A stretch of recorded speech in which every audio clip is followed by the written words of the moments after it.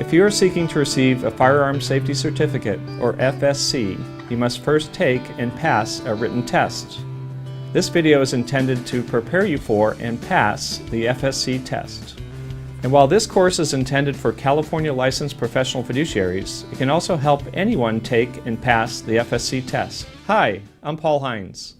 I first presented the information contained in this video for the San Diego region of the Professional Fiduciaries Association of California, or PFAC, in February 2017. This video offers access to information for other people like you who weren't able to attend that session. I work with a lot of professional fiduciaries, and I know you're very busy. Adding one more thing on your to-do list isn't very appealing. However, if you need the FSC, it's my goal through this short video to help you pass the test your very first attempt. One and done. So let's get going. According to the state of California, you simply need to read the study guide and view the safety video in order to learn everything you need to know to pass the FSC test. However, the state also emphasizes that passing the FSC test does not make you a safe gun owner.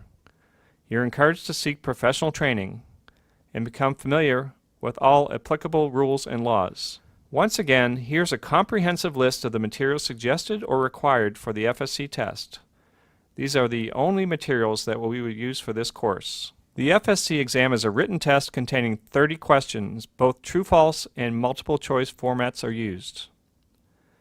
When you take the test, you will be given two things: the test, which is in 2 pages, and the answer sheet, which is 1 page. You will need both in order to take the test. Do not mark the test, only mark the answer sheet. At the end, you must turn in both the test and the answer sheet. It's very important to note that once the test has been handed to you, you may not ask any questions. You may not use any notes, materials, or assistance. Please put your phone away and out of sight. The test should take approximately 15 to 20 minutes. However, you may take as much time as you require. In addition to this course, I suggest you view the 15-minute video about handgun safety. You will notice that the video refers to the Handgun Safety Certificate, or HSC. The reason is that this video was produced in 2003 when the HSC was the only requirement. The state obviously hasn't produced a new video, so you can presume that the current tests will be likely more heavily weighted towards questions about handguns rather than other types of firearms. The state of California has determined there are 6 basic gun safety rules. As you might imagine, the FSC test will likely be heavily weighted with questions about these basic rules. So let's take a few moments to read and understand all these rules. Rule number 1. Emphasis is on all. Rule 2. The concept of importance here is the safest possible direction. Rule number 3. Very important to note the concept of keeping your finger off the trigger until you're ready to shoot. Rule 4. It's very important to know what surrounds or is beyond your target. Rule 5. Proper operation of your gun can be learned by reading the owner's manual. Rule 6. This rule is particularly important when it comes to children.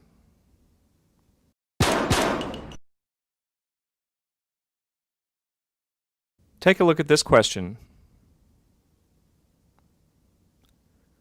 The answer is A, true. Some other ways a question might be framed could be: is it safe to rest your finger on the trigger if the safety is on and the magazine has been removed? The answer to that is false. Or, as long as the safety on, is it safe to rest your finger on the trigger? Of course, the answer to that is also false. Or, when is it safe to rest your finger on the trigger? The answers could include when you are ready to shoot, and when you are sure about the target and its surroundings and beyond. That is, of course, true. Is the safety on a firearm foolproof? No, it's just a secondary safety measure. And secondary to what?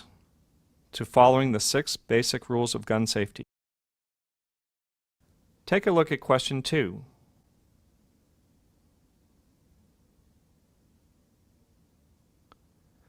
The answer is true. Another way a question may be framed might include knowing what is beyond doors and walls. Why? Because a bullet can penetrate doors and walls and still have enough power to cause damage or harm. And what is the definition of the safest possible direction? It is the direction that if a firearm were to accidentally discharge a bullet, that bullet would not cause injury or harm.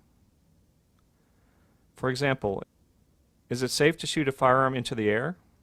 No. Why not? Because that bullet could return to the ground and cause injury or harm. Is it safe to shoot at water, rocks, or pavement? No. Why not? Because the bullet may deflect off the water, rocks, or pavement and cause injury or harm.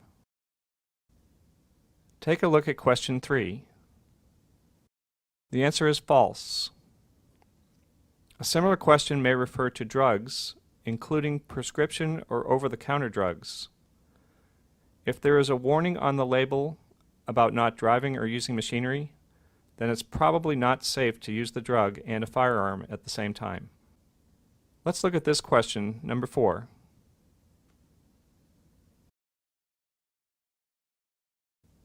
The answer is D, all of the above. One point to note with this type of question is the use of the possible answer, all of the above.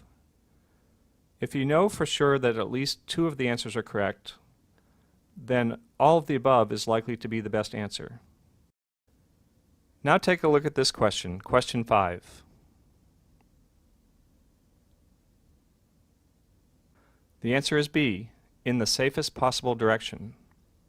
Note the use of the word always in the question's construction. It may be safe sometimes to point up or point down, but it's always correct to point in the safest possible direction, so the best answer is B. Let's move on to question 6.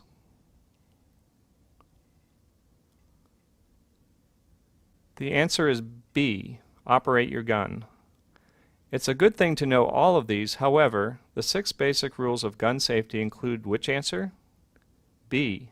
So B is the best answer. Question 7. The answer is B, false. What is the strongest finger for a toddler? It's likely to be the thumb, so it's quite horrifying to note that if a child is trying to use the thumb to pull the trigger, then the firearm is likely pointed in what direction? Take a look at this question, question 8. The answer is true. The clear mandate is that you are responsible for your firearm. The firearm should be stored safely and securely. Otherwise, it may fall into the hands of a child, and you would be held responsible for the improper use by the child. Let's move on to question 9. The answer is A, true.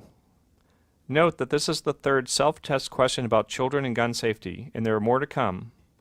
You might imagine that this is an area of emphasis. It is presumed to be true that access to a loaded firearm can lead to accidents involving children, and it is clearly desirable to avoid such accidents by following the 6 basic rules of gun safety. Question 10. The answer is A, true.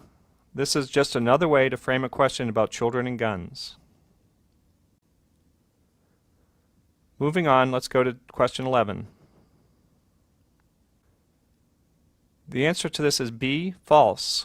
Why? Because even if you don't have children of your own, another person's child may be at risk due to improper or complete safety precautions. Let's look at question 12.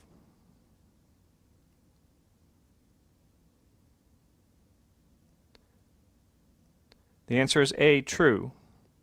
According to the basic rules, you must be aware of the target and its surroundings, including what is beyond the target. How far beyond? Some bullets can travel great distances, perhaps as far as 2,500 feet.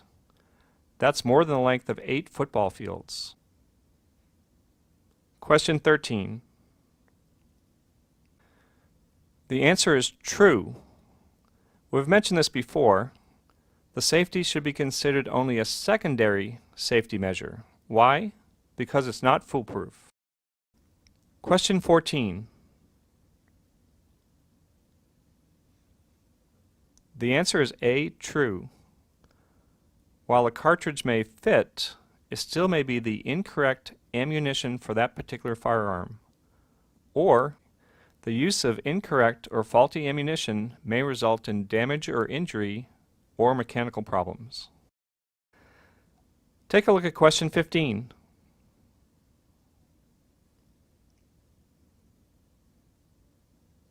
The correct answer is D. Now this is somewhat of a tricky question. You might think that C is a good answer. Try and determine where the malfunction is.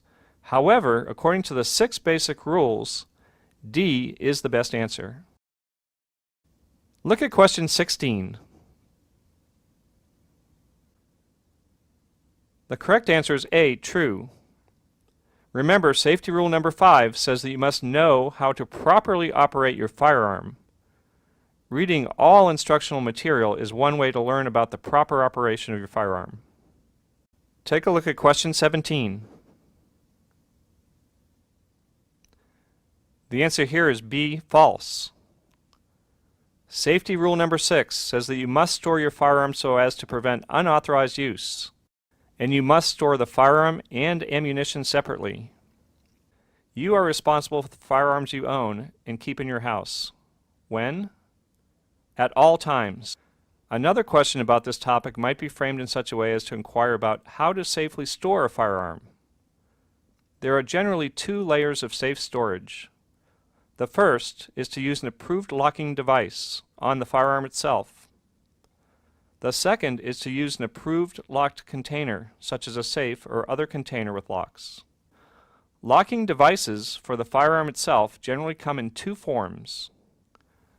Trigger lock, which surrounds the trigger and disables the firearm, or cable lock, which is fed through the firearm's action and renders it disabled. You might be wondering, how do you transport firearms? First of all, the firearm itself must be locked, or in a locked container, and it must be unloaded.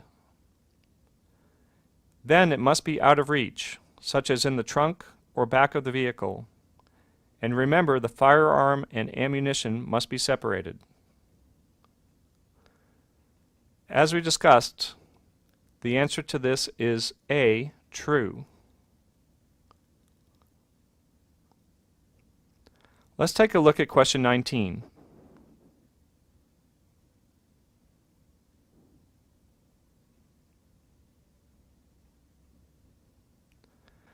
The answer is D, all of the above, which makes common sense because you really can't do too much to childproof your firearm. Now let's take a look at question 20. The answer is A, true. A felony conviction is a lifetime ban from owning or possessing a firearm. Question 21. The answer is A, true. While there might be certain specific exceptions, it's probably safe to assume that for the purposes of the test, the transfer of a firearm to anyone else must be done through a licensed firearm dealer. This is the last question, question 22. The answer is A, true, and it just makes common sense. Before we close, just a few more quick tips on how to be one and done and get your FSC. 1. Review this video again. Make sure you pay attention to all the questions and especially the tips that are provided. Great. 2. Watch the handgun safety video. You can find the link right here. Great. And 3. If you need to brush up any more, refer to the Firearm Safety Certificate Study Guide and Manual, and you can also find those right here. One more quick tip, and it's regarding the age requirement in order to purchase a firearm, and this can be a little tricky. The reason is you must be 21 to purchase a handgun. However, you may purchase a long gun or rifle if you're 18. Think of it this way, you have to wait longer to purchase a short gun and shorter to purchase a long gun. Congratulations! You've taken the time to prepare. Now you're ready to take and pass the test.